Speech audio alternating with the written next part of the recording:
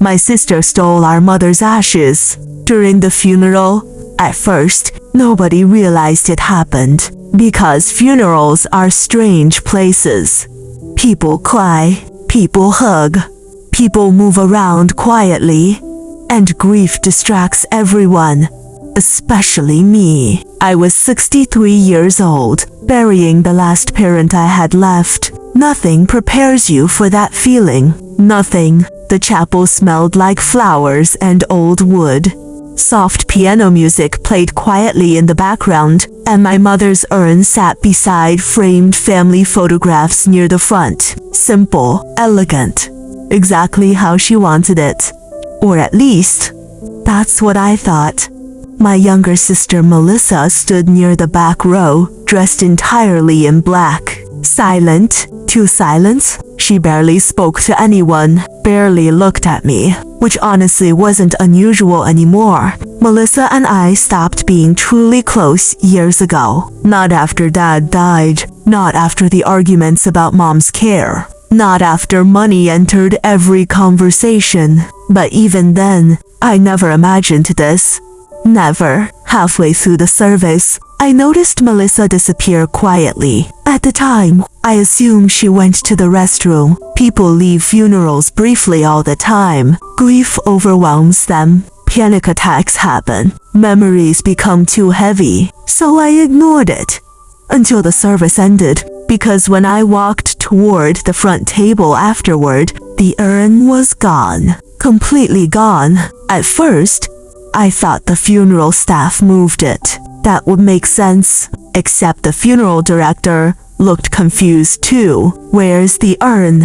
I asked quietly. His face changed immediately. What do you mean? He replied. Cold fear spread through my chest instantly, because suddenly, everyone started looking around. Family members, employees, guests. Nobody had answers. Then my cousin whispered something behind me.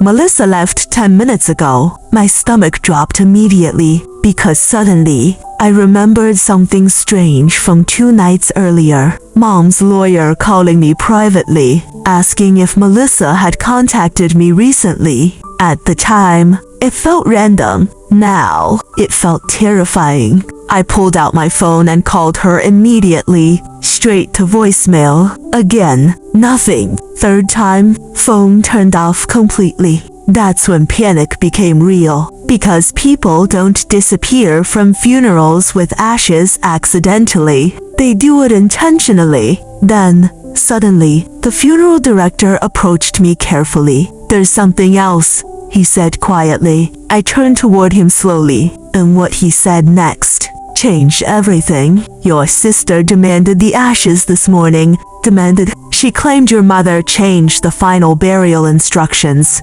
He continued nervously. Burial instructions? No. No. Impossible. I handled all Mom's paperwork personally. Every document, every signature, everything. Unless Melissa found something I didn't know existed. Then suddenly, another memory hit me hard. 3 weeks before Mom died, Melissa spent 2 hours alone in her hospital room. Afterward, Mom looked terrified, not emotional. Terrified.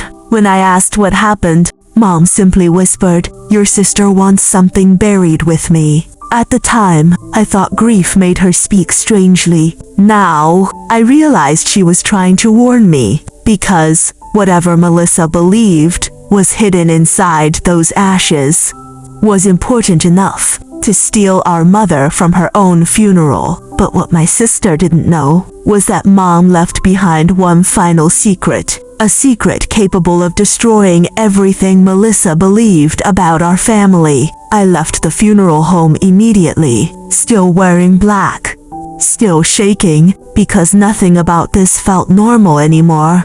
Not grief, not family conflict. Something darker was happening, and deep down, I already knew Melissa wasn't acting emotionally. She was acting desperately. I drove straight to her apartment, 40 minutes away. Rain falling hard now, the kind of rain that makes the world feel colder than it already is. When I arrived, her car was there. That mattered, because if she truly disappeared, the car would be gone too. I knocked hard. No answer. Again, nothing. But then, I heard movement inside. Fast movement.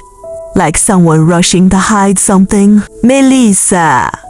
Melissa, I shouted. Silence. Then finally, the door opened halfway, and the first thing I noticed was the urn sitting on the kitchen table behind her. My mother's ashes, in the middle of the room, like an object.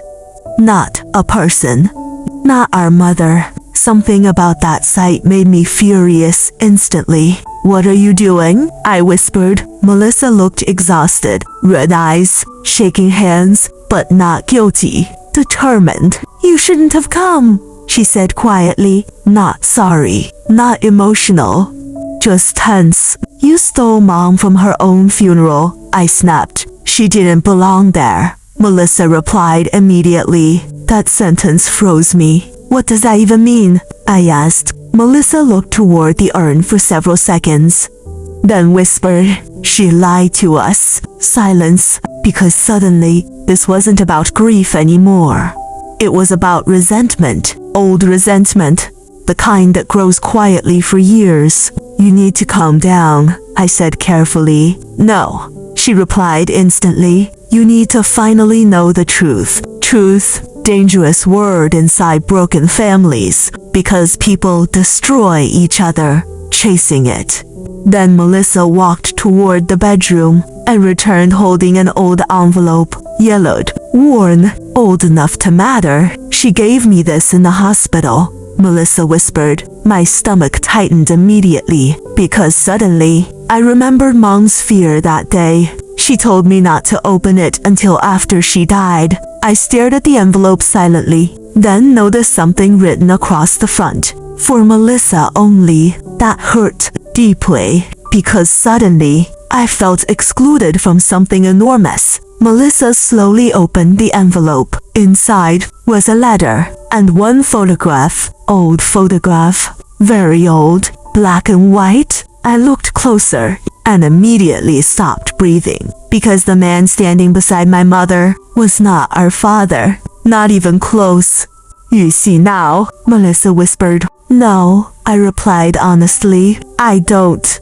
Tears filled her eyes instantly. Mom had another family before us. My mind went completely blank. Another family? Impossible. But then Melissa handed me the letter, and as I read the first line, everything changed. If you are reading this, then I no longer have the courage to tell the truth myself. My hands shook immediately, because suddenly, our mother's entire life felt unstable. The letter explained everything slowly. Years before meeting our father, Mom had another daughter, a baby girl, very young, very poor, and completely alone after the child's father abandoned her. Then something terrible happened. The child became sick, seriously sick. And because Mom couldn't afford treatment, the state placed the baby into foster care. Temporarily, temporary became permanent. The child disappeared into another family, and Mom spent the rest of her life carrying guilt for it. I looked up slowly, completely stunned. She never told us, I whispered. Melissa nodded with tears streaming down her face, because she was ashamed. Then suddenly, Melissa said something that changed everything again. She wanted some of her ashes spread where the daughter lived. I froze immediately. What? Melissa pointed toward the urn carefully. She spent 40 years searching for her. 40 years. Secretly, quietly, without ever telling us. And suddenly, I understood why Melissa stole the ashes. Not greed, not anger, promise. She was trying to fulfill Mom's final wish. But deep down, I knew there was still something missing, because one question kept echoing in my mind. If Mom finally found that lost daughter, then where was she now? And why did Mom hide her existence until death? The answer was about to destroy everything we believed about our family forever. The apartment felt completely silent after that. Not peaceful silence. Heavy silence, the kind created when decades of truth suddenly collapse into one room. I sat at Melissa's kitchen table, rereading the letter again and again, trying to understand how our mother carried something this painful alone for so long. 40 years searching for a child, 40 years hiding guilt, 40 years pretending life was normal, and somehow we never noticed. She found her 3 years ago, Melissa whispered finally. I looked up immediately. What? Melissa nodded slowly. She found her. My heart started pounding again, because suddenly, this wasn't tragedy from the past anymore. It was unfinished truth in the present. Then where is she now? I asked carefully. Melissa looked away instantly. That movement scared me, because now I already knew the answer would hurt. She died, Melissa whispered. Silence, real silence, because suddenly everything became unbearable. Mom finally found her lost daughter, only to lose her again. How? I asked softly. Cancer, late diagnosis, fast, cruel. Melissa wiped tears from her face slowly. Mom met her only twice before she got sick. Only twice, 40 years searching. For 2 meetings, life can be unbelievably cruel sometimes. Then Melissa handed me another photograph, a recent one. Mom standing beside a woman around my age. Both crying, both smiling. Same eyes, same smile, same face structure. There was no denying it. She was family. And suddenly, I realized something painful. Mom spent her entire life carrying 2 griefs at once. The grief of losing a child, and the shame of hiding it from us. She blamed herself every day, Melissa whispered. She thought you'd hate her if you knew. I looked at the urn quietly, then finally understood why Mom looked terrified in that hospital room weeks earlier. Not because Melissa threatened her, because secrets become heavier near death, and she knew time was running out. Then I asked the question still haunting me. Why didn't you tell me? Melissa's eyes filled immediately. Because Mom begged me not to. She wanted one thing before she died. What? Melissa looked toward the urn, then answered softly, to reunite her ashes with her first daughter. That sentence broke something inside me, because suddenly, this wasn't theft. It was a mother trying to finally go home to the child she never stopped loving. Melissa opened another envelope slowly. Inside was a map and an address, the cemetery where the daughter was buried. 3 states away, Mom wanted part of her ashes buried there quietly. No announcement, no explanation, just peace. At sunrise the next morning, Melissa and I drove together.